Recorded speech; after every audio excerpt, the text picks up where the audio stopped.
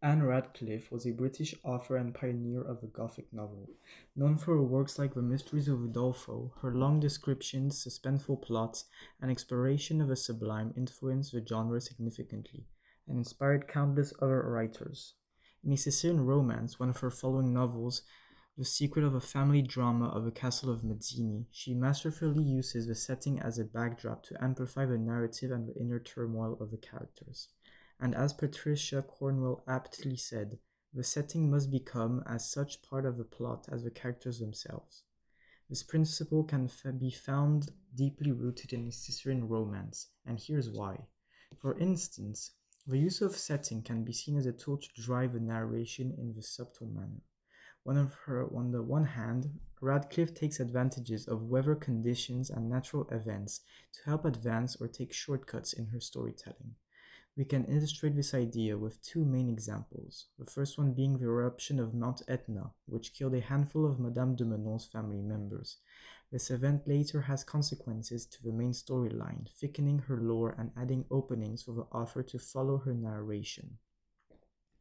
A second illustration of this use weather conditions can be to subtly change the course of a story, such as can be observed in the passages of the storms that bring Julia and Ferdinand back to Sicily during their escapades.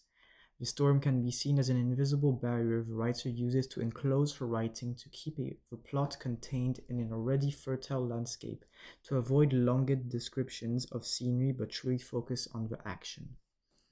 On the other hand, additionally for helping the setting and ambience, Anne Radcliffe in her writing heavily uses architecture and location. Firstly, the story unfolds predominantly in confined ominous spaces such as castles, monasteries, dungeons, or caves. These environments can come alongside dark lighting, horrid smell, and isolation, creating a true Gothic atmosphere. Radcliffe's transforms these locations into more than a mere backdrop. They become active participants in the narrations, almost like characters themselves. Secondly, the architectures within these settings emphasizes the theme of entrapment and confinement. The maze-like structures, such as the Southern Tower or the dungeons of the Castle of Mazzini, symbolize the physical constraint faced by the characters like Julia, for instance, who spends much of her time in the novel entrapped in these remote and enclosed spaces with little hope of escape. And these architectural elements reflect her physical struggle against her whereabouts. To contribute to this blurred line between space and emotion, in Anne Radcliffe's work, we can observe a recurrent dynamic of characters either remaining in or completely abandoning locations. For instance, the Count of Mazzini leaves Naples completely, the city of rife and crime where there's predominant corruption, but mirrors his personality, to settle in the castle of Mazzini where he never departs in the story, because within his walls he yields predominant power and maintains control over everything surrounding it.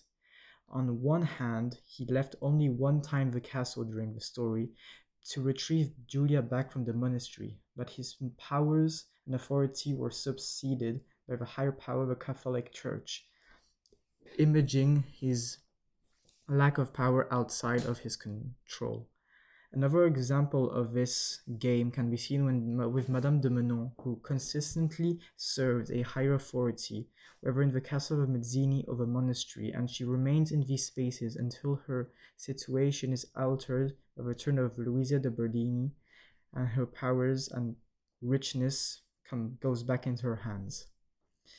In conclusion, in A Sicilian Romance, Anne Radcliffe masterfully uses the settings to enhance the Gothic atmosphere, drive her narrative, and mirror the character's emotional and or internal conflict by integrating natural events, weather, and architectural elements to transform this setting into a vital component of the story, underscoring its role in Gothic novels.